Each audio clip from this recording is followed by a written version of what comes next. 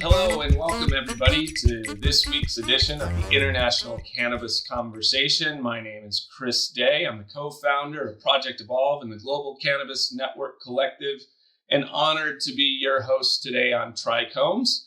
Got a great guest with us this week. His name's Michael Patterson. He's the CEO of the US Cannabis Pharmaceutical Research and Development Company in Florida.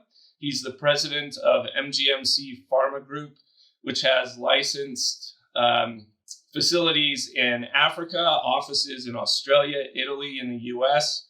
And Michael, I want to thank you. I could read your entire bio, but it would take the whole show. So we won't do that. I just wanted to welcome you onto the show and, see if you could give the audience a quick synopsis of what you do at U.S. Cannabis Pharmaceutical Research and Development, and all of the other sort of speaking things that you're up to right now around the world.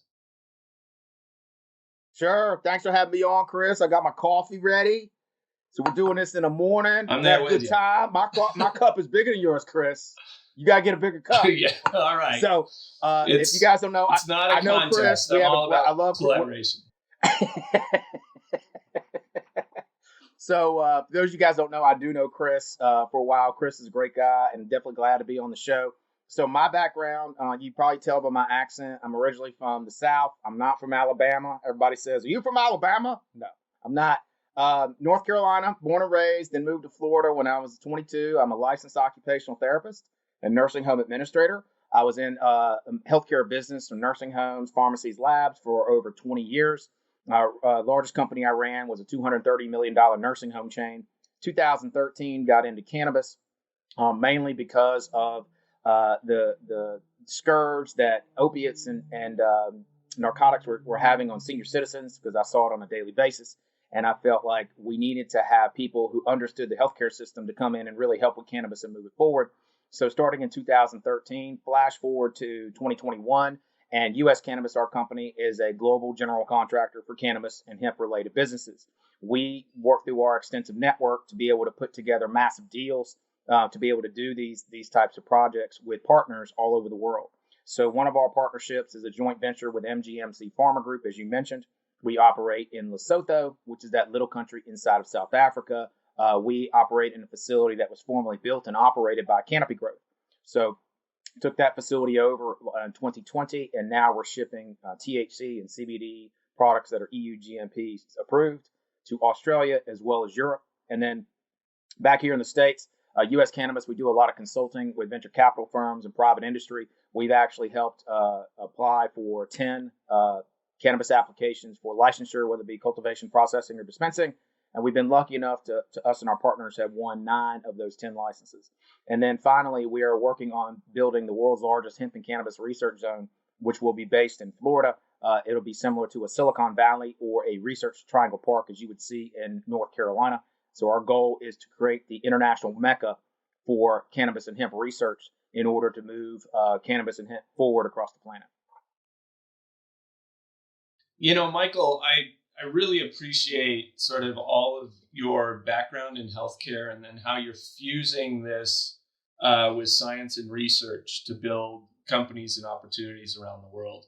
I want to talk about what's going on in Lesotho, but before we jump to that, I want to get a perspective from you on how difficult is it to set up a legitimate research zone in the United States with all of the sort of challenges that we have in the legalization framework, because that's often a problem here, right?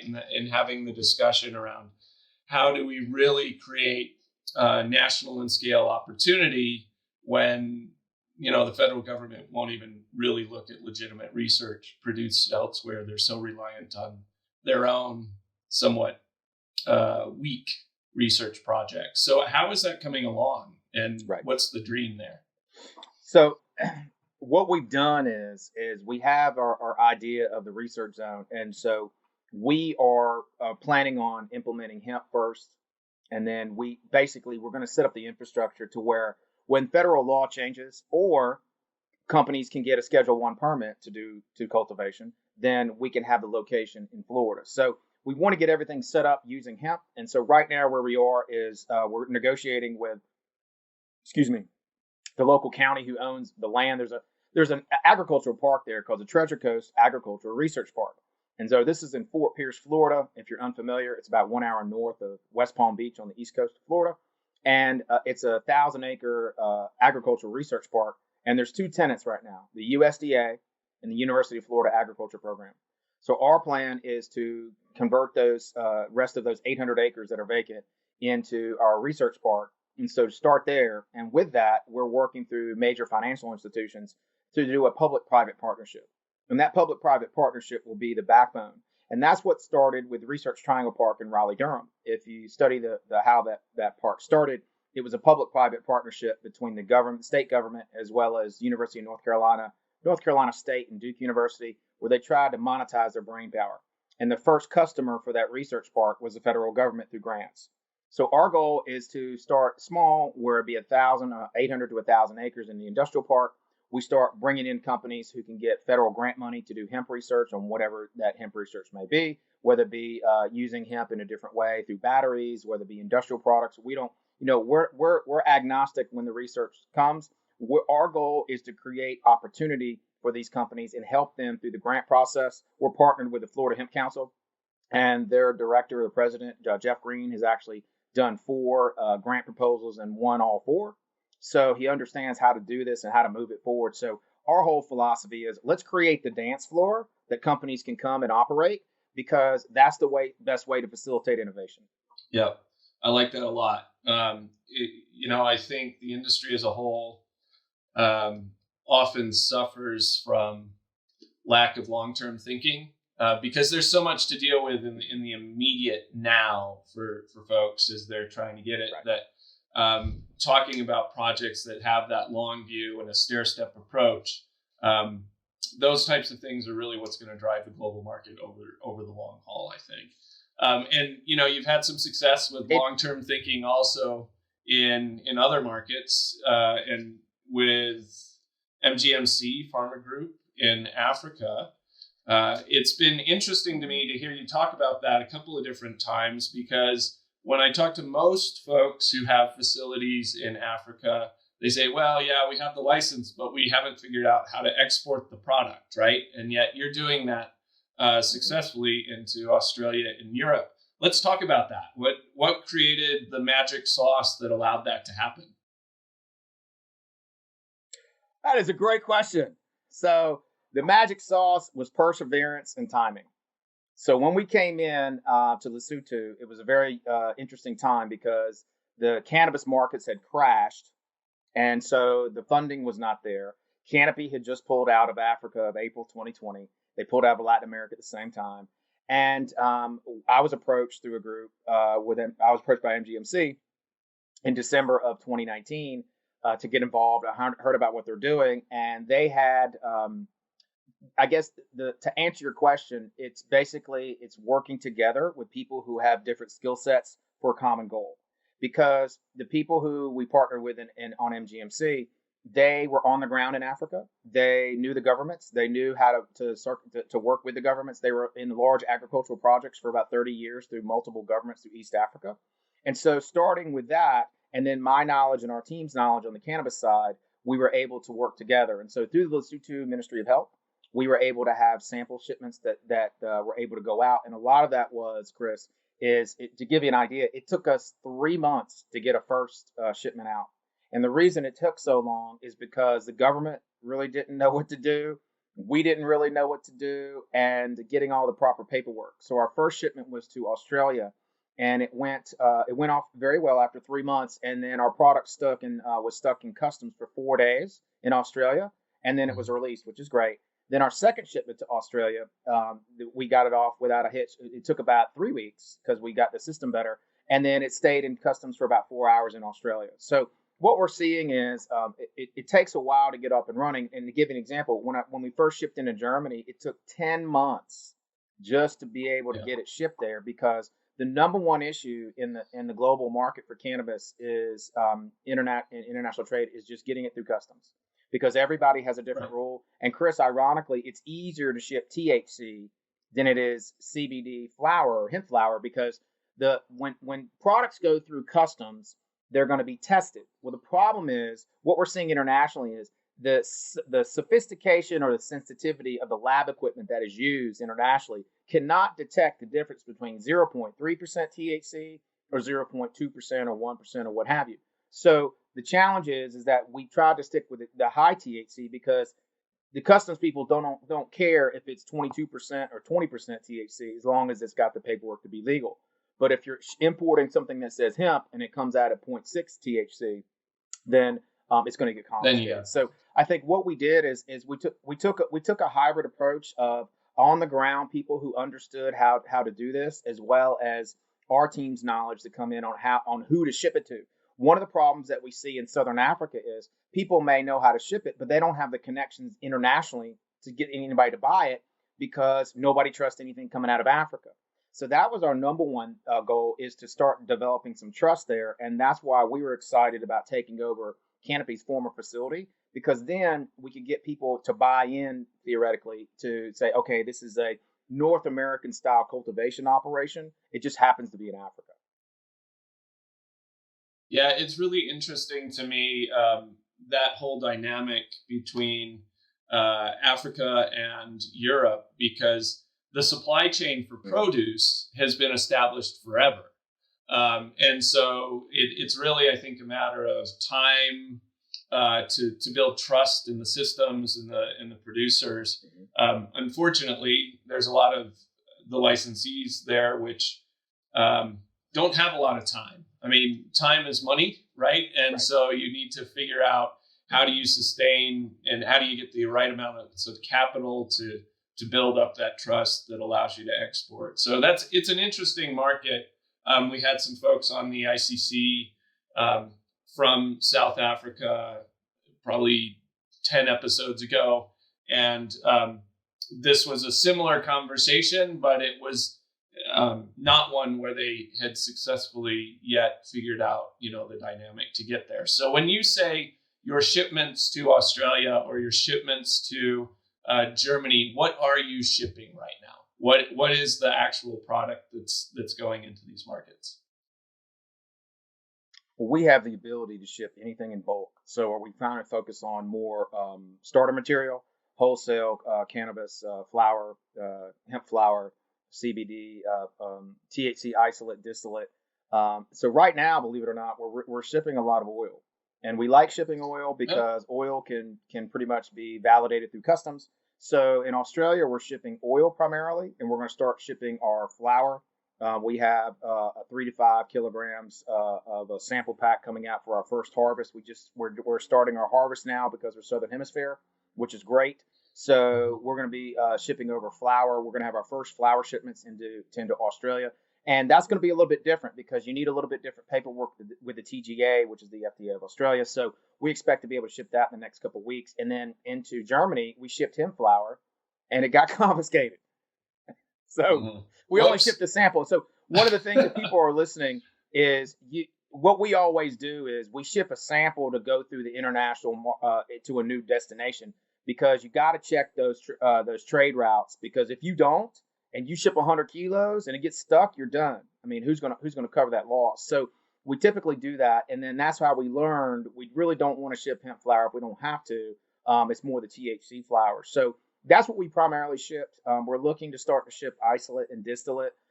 We just haven't had any orders for it yet, and it's mainly been high THC and CBD crude, because as a starter material, that's what a lot of people need. And what we're noticing, Chris, is that the pharmaceutical companies who are starting to get involved around the world, as long as they have an import license for a narcotic, they can usually import that, or API, active pharmaceutical ingredient. So we can ship that to them, and they don't want the flower. They just want the oil, the isolate, or the distillate, because they're going to formulate their own products. So our whole philosophy in Southern Africa is, let's give enough wholesale product so these companies around the world can get off the ground. They don't need to do everything. They don't have to grow it. They just want the base material to be able to do their research. Yeah, that's especially in Europe, where the market is so pharmaceutical, medicinally based. I think it's a great strategy, and it also leads to this idea over time that cannabis really is on track at some point to become a commodity, which I think people today have a challenge considering, right? Because there's so much tied up in the politics and the laws and everything, to think that you could ship cannabis like you ship produce, and people buy futures in it, for example, is a hard thing for people to grasp at the moment. But that seems to be sort of where you're headed. Yeah.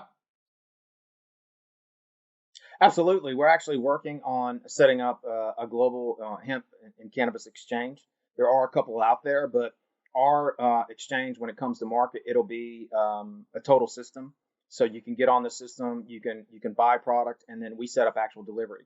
So we're going to start for primarily an American market, because dealing with international trade right now is a little challenging. So we'll start primarily in the hemp market and then kind of move into, as THC becomes legal, we'll definitely move into that market. But our goal is to do a door to door, basically. We find that the exchanges are challenging because nobody really stays on them. Once you negotiate a deal, you have to get on the phone with the buyer and the seller, and that takes you off the exchange. And so we feel there's a better way to do business. Also, as you mentioned about a commodity, I got blasted on Clubhouse the other week by two California attorneys because I was talking about imports of cannabis coming into the United States when we become legal. And it was unfathomable to them that we would ever import cannabis into America. So Yeah. I think you're right in the fact that people just can't see past what the next 3 to 4 years or the 5 years. And so we have a long-term plan. We feel that if we can create the infrastructure, digital and physical, for international trade to happen, that's what we want to do. And that's what we're working towards. Well, hopefully we don't get blasted for even offering up the idea. But the truth is, right, that just about every other product in the world is a global market. And so each country that participates in it, as countries legalize, are going to have to figure out what their particular skill set is and where they fit into the dynamic. So I have high hopes for the U.S. market, and I have no doubt that it will continue to be competitive. But the reality is that federal legalization brings great opportunities in the United States, but it also brings in great competition from the rest of the world. So that'll be something that you and I can do another session like in 5 years and 10 years and go, well, were we right, or were the California lawyers right? So I would say I will add to that because go ahead. Sorry.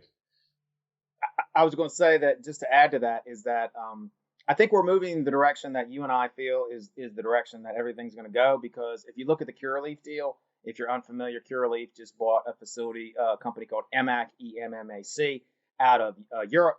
And so they bought them for $280 million.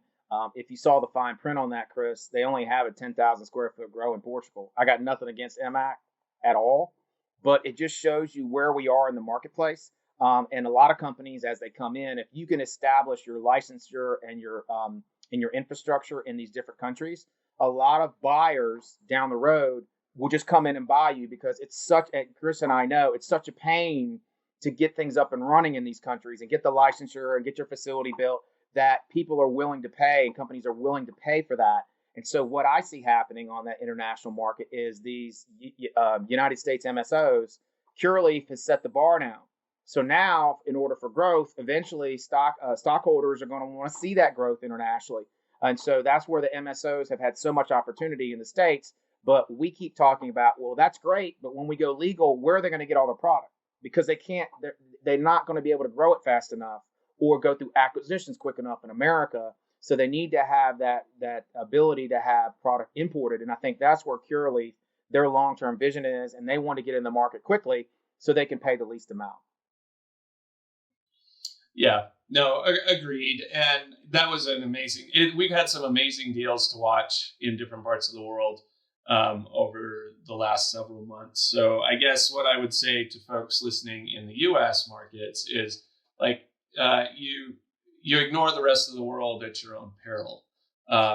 While we all spend a lot of time right now looking state to state, that's great and it's important, but we exist within a broader globe. And while we've been debating whether or not there's actual medicinal value to this plant, which we all know the answer is yes, the rest of the world is way, way, way past that and moving very quickly towards, creating some great market opportunities. So interesting. Hey, as we talk about things going on in other parts of the world, and we're coming out of this pandemic as we record this, it's March 25th of 2021.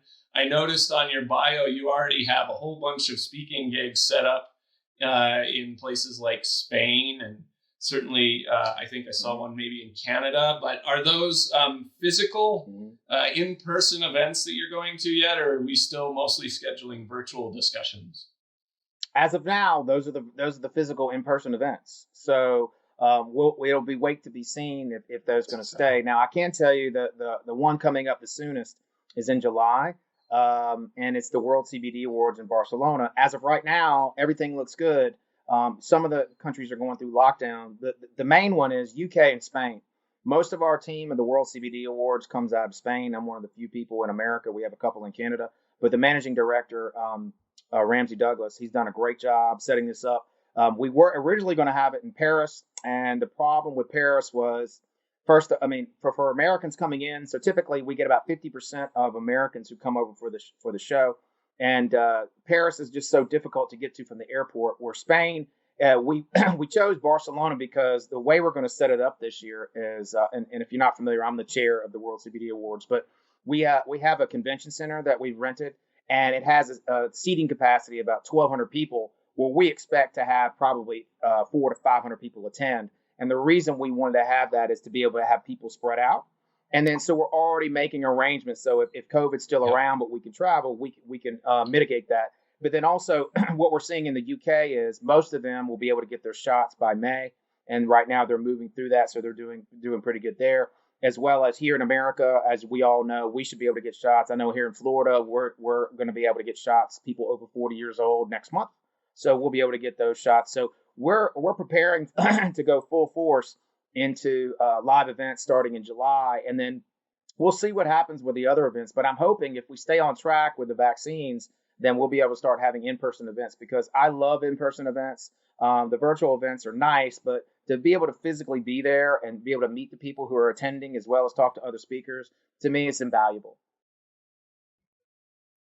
Yeah, I couldn't agree with you more. I am in the fortunate position of, as of last week, being fully vaccinated, and I am excited to be able to head down to Mexico next week to look at some of what's going on in that market now that I can travel a little bit more. But a lot of the plans that we've got going on down there, there's a whole lot of extra new questions that we're having to talk to venues about before you can schedule anything, right? To be sure that regardless of whether or not people are vaccinated, that you're keeping everybody safe. So I'm going to be looking forward to seeing you in person at some of these events. And if we're stuck in virtual land for a while longer, I'll see you online through these little square screens we have in front of us. But Michael, I want to thank you so much for joining us today on the International Cannabis Conversation. It's always interesting talking to you and hearing sort of how your brain works in expanding these global marketplaces, because you're achieving some things that very few other people are doing. So thanks for giving us some insight into it. And I look forward to having you back for a future episode to see how our predictions in analytics are doing. So thanks so much, Michael. And don't forget, everybody, subscribe to the International Cannabis Conversation so that we can get you each and every episode every week. Talk soon.